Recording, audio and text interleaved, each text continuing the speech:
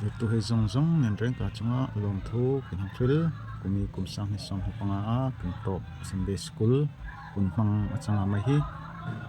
kin hun mang hongin entir sem chu mai hi kin Sunday school mai pang hei mi rukalai thalaya nen fen khalding changlein an mani kin fair oilna angka sei soi achanga machun ma kin hong in hu ding hi miss gospeli thil nai he dinga Roiinpui em ho somong changsa atia ama hi miss Gospelthangi sailo hi changno le loitli re machun atop nataka gift exchange song ni sa kinti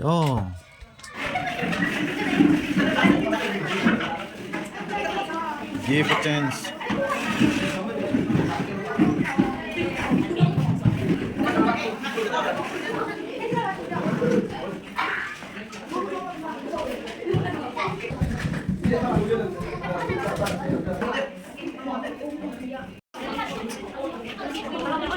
and con saya Evan minung kantel vea song phải đi hắn nên phù phê nên này bảo hay song trong along thu bisila mà ba cả chung nu ni pa cái này để tel bui hay đi na ale ka hong lấy hay hong nu ni pa hay hong anh break phê chi na mà nên chung nu ni pa chung hong long thu bisila vậy ni à lụt phê anh lụt na san khát cả su a doctrine department hi doctrine department ahen kumin thum chen ka kum thum chen ka kumin be anong daga al pol home class 10 an chak daga na kuma chun an pasite class 11 an guiding daga class 11 a chak hinte puitlinga anong chin tak lein kumihin doctrine department hi nin u hei song sok mo nin ulina nin samara nin narita upazireda nin sampui veronica ani hei Sunday school a omtanoni puitlinga thalaya something ta PYD noi mo PYD are income tamante na kumachamte Sunday school na pangte e tam thamno kumihit na kuminte doctrine department nite omnoni nga at sa comment Sunday school na pang atuna hei zong zong kha tai ma fe anin hong julani malay chun e ku hei e khadi nga chapni voni last Sunday school program e ku hei doctrine department hin leya rega e mong dinga janglein mai a special ve a changchung ma chun a special na inni na chu gift exchange kung tina e thom a be mo gift exchange chen ka hite packet hi alian fe a ma 50 rupees de kin am tam mo ki hoino a e dia khate 50 rupees sunga gift ka chopak ding e dia nen hong choi paka ang choi lo e om mai e om no ho e hong choi pa lo ma om fe when hin mahihite last se machamatia e doctrine department he hin hun langan tia voite almani ninga special azamle ma ju pathia thu toi ka hongsia kitia ma ju eksun unai ulina chongcha din sompleti chong pathia thu loi mai sangai tio thu fin de bong thum sa khatina chang tin zakhin ka fapa ka dal su the in sula ithinung ka thu pe te su som reng so ro damni le kumte thamwan na te ape pe cha don senya athuai sialan pan ere ka tingin man ni so pe se amen naipang thu oi nin zaman chi pathia thu oi su pathia ni mal asoma machun andamni nina ankum hei hom a po sei pe chin so ka andam su homin hlim takin andam chin dam so chai hi achangno dam sung hin she om fe a mo lungai fe a re fe a e damite abe chuang no changno mo hlim taka e kama sungwa hlim taka e om hite a pe changno mo e in su a hlimte tuala samhere khom e hlim chin e in sung a hlim no inte e ya e ka thomin tuala pona hlim na e ka song chin pona hlim na e ka song inte chamchalo e mu inte makhathil chalo e van sen chin ma nei sun in su hlim hi apoi mo e in sung hlim ting chun Naipang hei hin mo purna e nei di hi boi ding Naipang hin nu ni pa thu an ngeya nu ni pa thu an oite nu ni pa homan hlim nu ni pa hlim te in sunga hlim Naipang hei nai hin e thu pe han zom no inte nu ni pa hom e nan chin e chap chin nu ni pa e hlim no inte in sung hom hlim thei no noi mo abang zu Naipang na hani e rila ra nin chang rila ra ni hoi ma rila ra e sunga hin pathia din nang mi hong sia ma e phunga nang mi hong sia ma phunga tang chon ni hong suaka an nei to to nin thlut o hi ma hari la ra an ti china ni ri la tang ni hong pathian nang mi hong sia me mo ma le chu nin poi mo fe an nin thlut fe a chang ma chu nin thlut ro wa hianin setana hom hin nang mi mo an ri dit ve a chang soi moi te so Ruben so Naipang chaloi thil chaloi la incentive kitia matsun anu apa achunga nintikal tel se patia se pinte ina jang hum swakate ina jang hum swakite thil chaloi la incentive kita loi thil kitia mangkahan setana he ei lungri la ya sina thochi malezun chamhei kongroi chamte tam ka in nei de a chamhomin chamhei ti song song ki thil tha chamloi te oi loi nói mà nino này ni ba thu re khan ni cham thu ka an mil ka ite tu mo ting so ni cham mo ni pa nino ni pa thu ka ding so ka ti ma ni boy me unla lal pan hala som fe ti hoya ping takin e Sunday school nai pa phi e shoi homin nin tei ma china Sunday school kumi ka te tu ho fa doi lo man semri ki ti exam lo man hate pakhat na panina pathu na hate a ding sa ajam attendance homi first second third om homin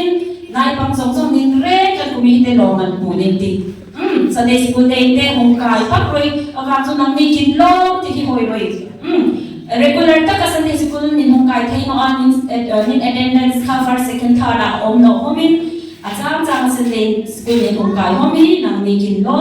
mun hin wan sana ti huno mo wan sana ka te mak fe a hong kai china achang ale kar zoi khomi achang no len wen hin hong te no poi fe a poi na Pentecost hom felak aniam ni lekha athia ma mo nang ma ni che kin future nin changta athunte doctrine department he hen nekal khalan dia nang ma ni he ma ni he hong kai lo inte sam bisibun nai pang free ma le sun 2026 inde first napak dingin every Sunday e kaminde attended Sunday school kai pak lo tu re all competition e 100 out of 100 percentage to make it ekdam no jang inte mangka chun to make ya e to minte thil cha e tu patinte pathiani ane mal so chin thi hoi re hlim na ane pe chin vai ni hen hlim ve kan hun mang ai tia nin ha mo khomin lo dia fan re nin u hei specially na kana hoi ti dia hun mang zoi ni hun set khari tia trong trai ni ei hun to lak ei tia ma su chun gift exchange thoi ti atun trong trai nin numhak ei unau nu lina li so mi ti nole trong te ke olal pa ki pathian ni pe tho the hi bona ni nai pang te te hi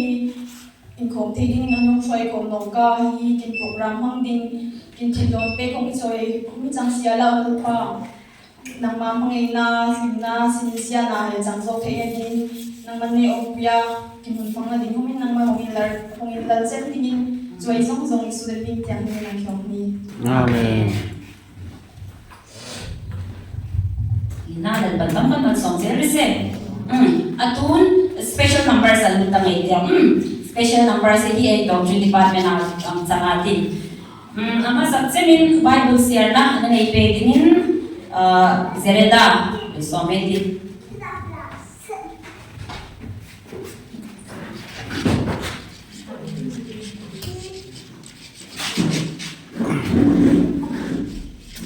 Bible share zoin imoti oi anainte piwai dia kai ding tak khate Sunday school dinga thucha imo ane thucha ane be oi chamite oi dikhal se mai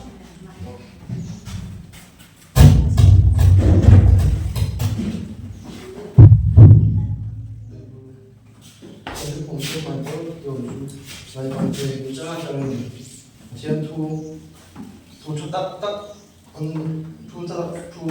cho tắc ai nên diệt thì thì cái bay không à diệt thì ra tắc đi bay lên và trên mà làm đi sổ rất là sẽ con tắc như thế này hoặc là không à từ con tắc như thế cái xe bung bung trang cái là chẳng qua đi lại bằng thế lần qua chung đừng nu và hay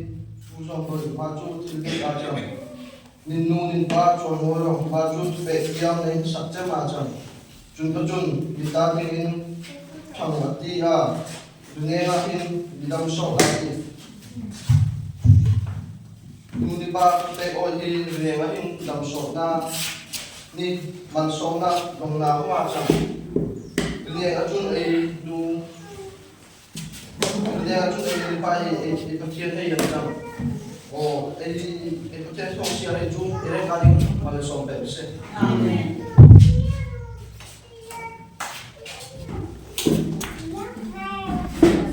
Apa mo ang kan pulpita dia ma hela lecture na ting chan goi khat na ne ma ka bulchan na chat ta ka chang ke hoi PY dia hom chang kai a ti hi nin ring pe ha upasere atun last sap oi group song manin nei ding doctor department he khai kan manin hongin puasa group song mo solo mo division trim roi Sunday school aga last atang ta ka te mo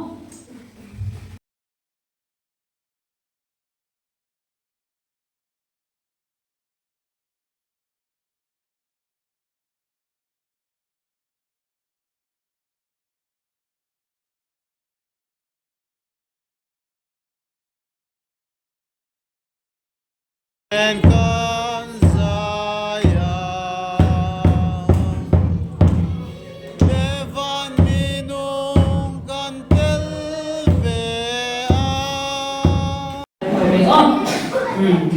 Long on fair, doctrine department is on zone. Nang like India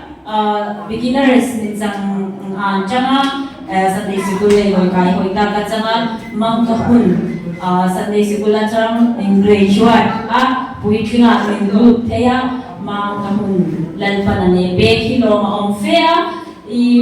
Naipang ki chang lai te hong Sunday school hi ki kai ve china a chang home ki pa se pe chang le khan undanga ki infant china ki zoi no a ke hong beginner sa chang Sunday school ki kai no Sunday school junior a chang chai ki kai junior senior chai ki kai ve mana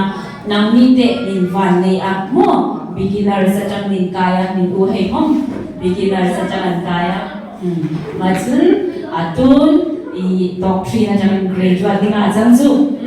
Loma on fair al pantam kan man so se atun specialin khat kan koi no kai dia lawen ning roi wa nang dei koi ken ti trick on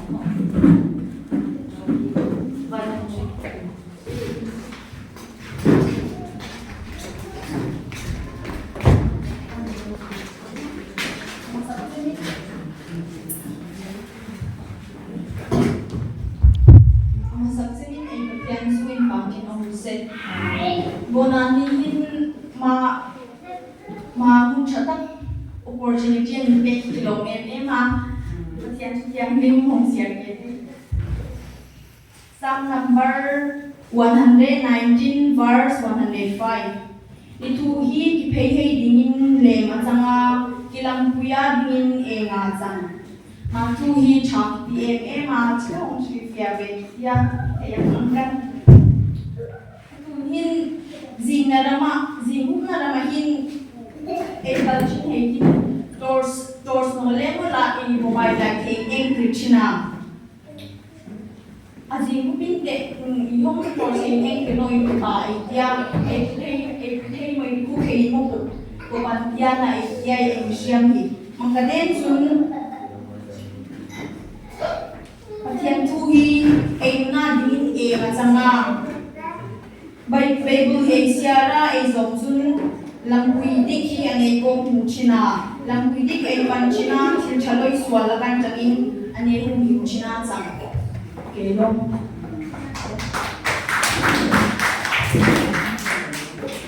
acha lina lan pandam kan man so se toy ka acha komin atun sia ka acha fe atun unang himsam pui Vesiala, long thushina motoika, few sentences, vamos ver esse.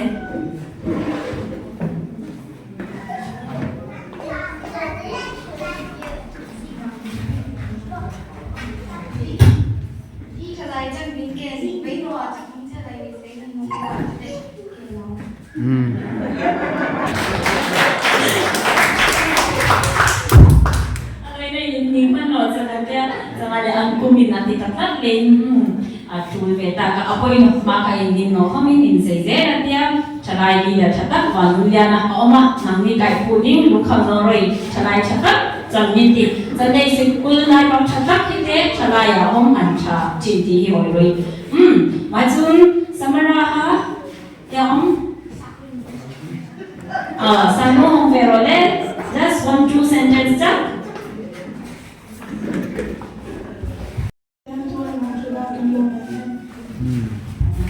अच्छा Lomaong alun bilang sesuai dengan sentence takkan sa kamu dia hong kalau mau samara din sapui atute din lazakta peminta kanate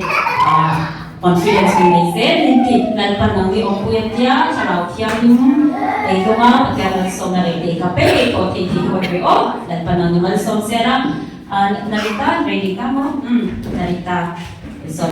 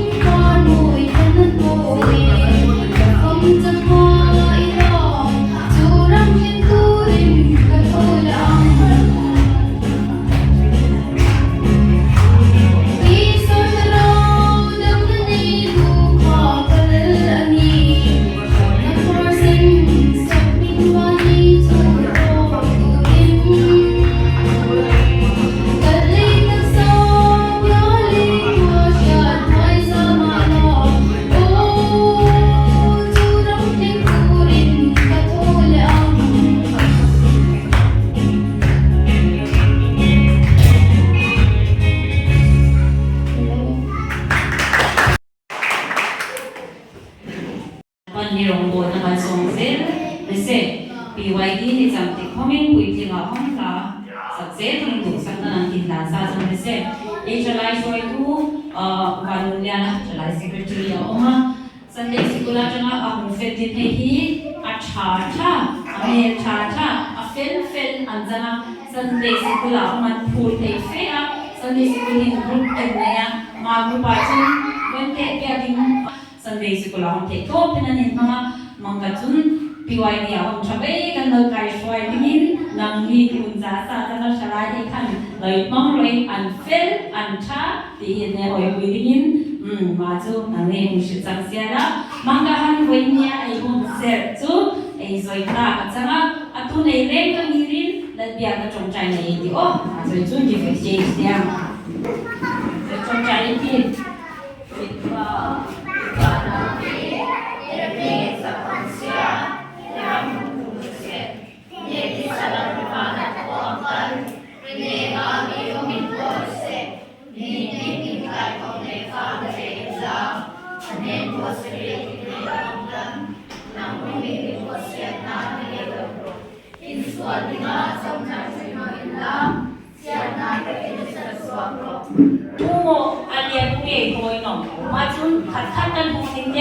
beginners di ba na nandiyan mahi nit sempat kat sa dog nit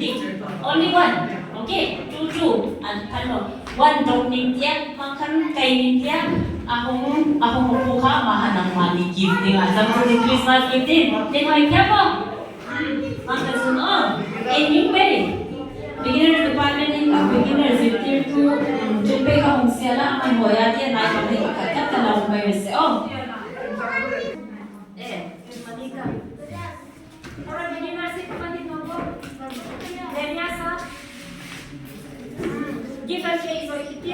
Main ngồi lạ chika ha. Mak chika in thil ngồi. Yes.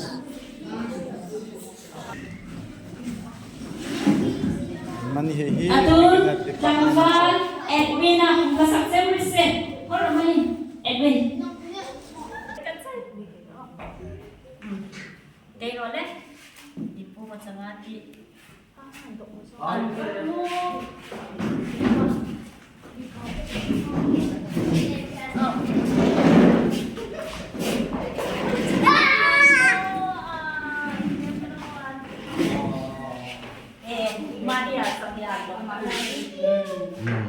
Ngikut Ben Roy. Di nom muntiang le Roy, nom muntiang Roy. Yeah.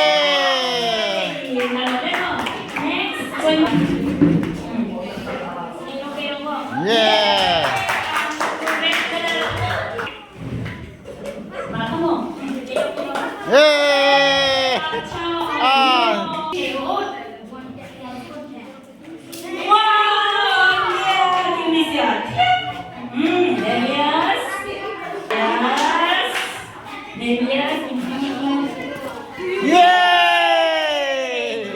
Okay, Gracie. Okay, Roland.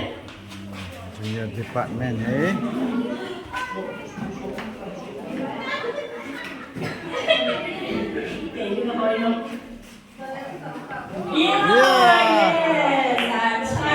Okay.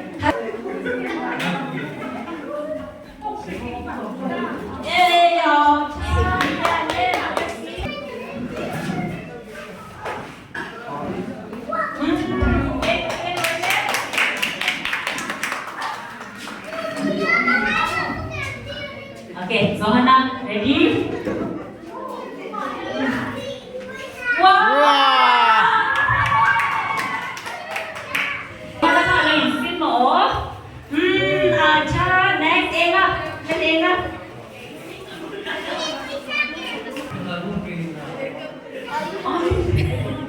Achat haya mo. Acung.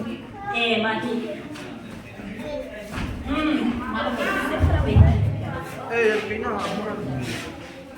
Pedas pinapay dulu, reference Lina infak ako.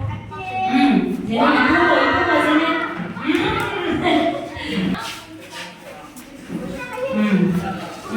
Ini junior department jendong.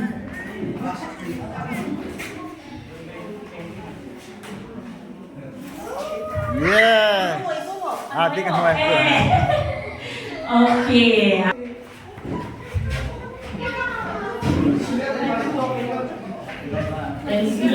Wow, akhirnya ada kalita. Poizela. Kami lihat, kita lagi. Okay, poizela. Mucha. Next, Vincent.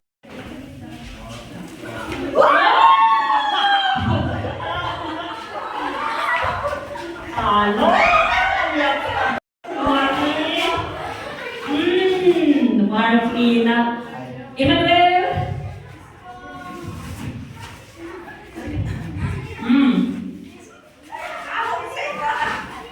Ay, point mo? Red mo? Green.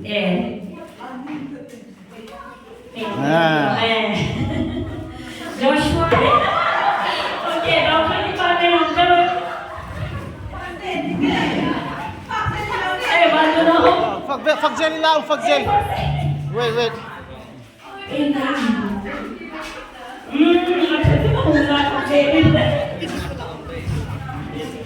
Sorry, Pagmel. Kayak biru Lina.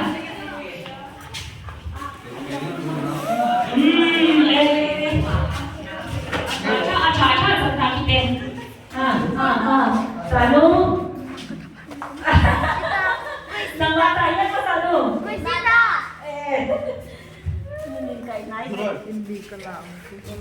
Imli ka sampai.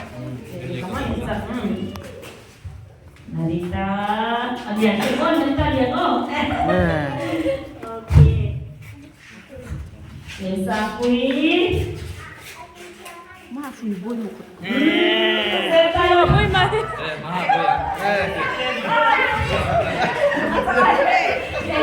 Fighting buat asli kalau Naipang na ko kaya sila pero ang kanya ito ay kaya sabiya Horan na ka. Mangkarihat sang sila kin Sunday school Naipang Hireka kin mangchu. Clear to he zong zong and ren ka chung alom to kin hong bye bye.